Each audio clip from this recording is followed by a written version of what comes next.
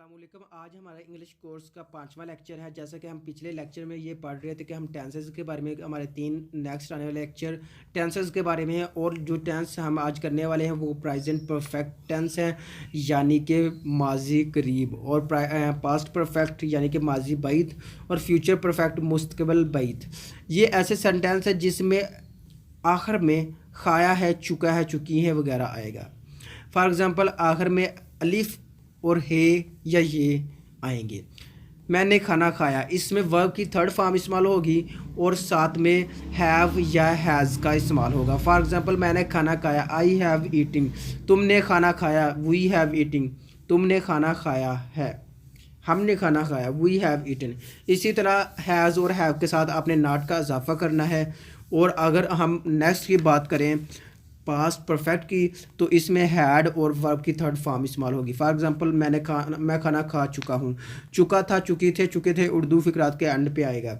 मैं खाना खा चुका था, आई हैड ईटन। हम खाना खा चुके थे, वी हैव ईटन। वो खाना खा चुका था, ही हैड ईटन। इसी तरह हार्ड के साथ नॉट का इजाफा करना और हार्ड को इंटेरोगेटिव में बाहर ले आना है। अगर हम फ्यूचर परफेक्ट की बात करेंगे तो इसमें वर्ब की थर्ड फॉर्म इस्तेमाल होगी, साथ विल हैव और शैल हैव का इस्तेमाल होगा। Not just only will and shall, both will have and shall have. For example मैं खाना खा चुका हूँ, I have eaten, I shall have eaten. मैं खाना नहीं खा चुका हूँ, I shall not have eaten. इसी तरह तुम खाना खा चुके होगे, यू विल हैव ईटन। और साथ आपने नॉट का इजाफा करना है नेगेटिव टेंसेस में, और इंटेरोगेटिव सेंटेंसेस में आपने विल या शैल को बाहर ले आना है। आगे हम बात करेंगे प्रेजेंट परफेक्ट कंटिन्यूस टेंस के, पास्ट परफेक्ट कंटिन्यूस टेंस और फ्यूचर परफेक्ट कंटिन्यूस टेंस के बारे में। प्रेजेंट कंटिन्यूस टेंस आखिर में ता रहा है, ते रहे होंगे, ते रहे वगैरह आता है और साथ में टाइम मेंशन किया जाएगा।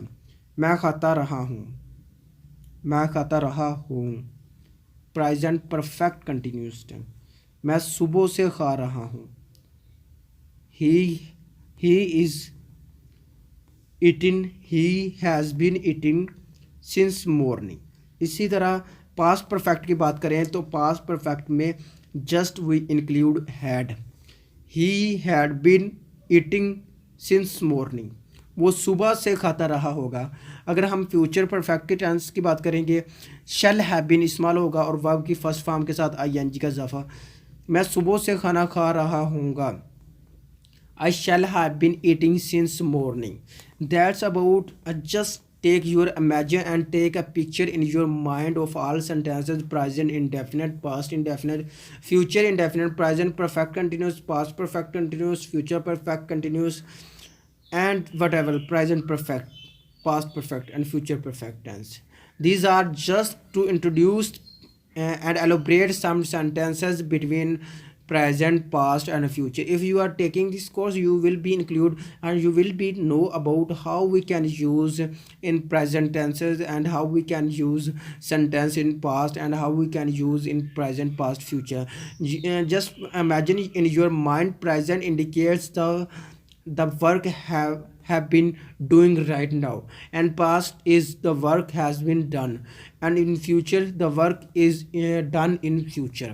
जो काम फ्यूचर में मुस्तकबिल में होगा वो फ्यूचर को ज़ाहिर करेगा, और जो हो चुका है वो पास्ट को, और जो हो रहा है वो प्रेजेंट को।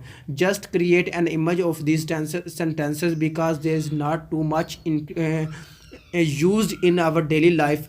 अगर हम किसी से भी डिबेट करते हैं या कोई बात करते हैं तो वो ये नहीं कहता कि आपने पास्ट परफेक्ट का फिक्रा बोला है या पास्ट परफेक्ट कंटिन्यूस टेंस का बोला है, या वो ये नहीं कहेगा कि आपने प्रेजेंट परफेक्ट का बोला है या प्रेजेंट कंटिन्यूस टेंस का।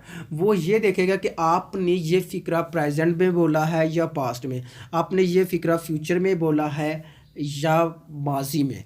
इससे वो इमेजिन करेगा कि आप क्या कहना चाह रहे हैं, आप क्या बात पहचाना चाह रहे हैं। इसलिए इन सेंटेंसेस का सिर्फ यहाँ तक इस्तेमाल है कि आपको नाउ हाउ होनी चाहिए कि अगर मैंने प्रेजेंट में बात करनी है तो मैंने कौन से अल्फाज यूज़ करने हैं, अगर मैंने पास्ट में बात करनी है तो मैंने कौन से अल्फाज यूज़ करने हैं, अगर मैंने फ्यूचर में कोई बात समझानी है तो मैंने कौन से बात यूज़ करने हैं।